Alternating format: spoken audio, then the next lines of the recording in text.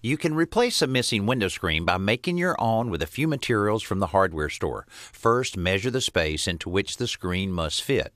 You'll subtract 1/4 inch from each dimension so that you have an 1/8 of an inch clearance on each side. The corners of the frame are made from plastic L-shaped connectors.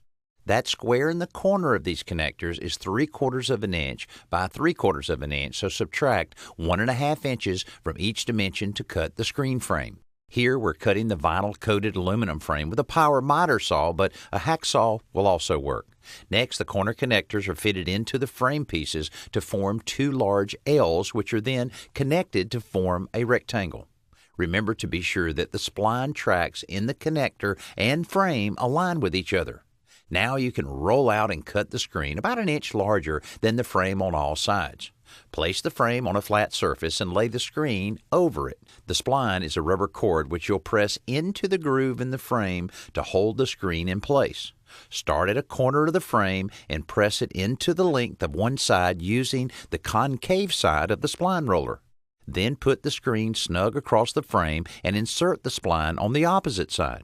Repeat this procedure on the 2 remaining sides of the rectangle and the screen is secure. Finally, use a utility knife to cut off the excess screen just outside the spline and the screen is ready to install.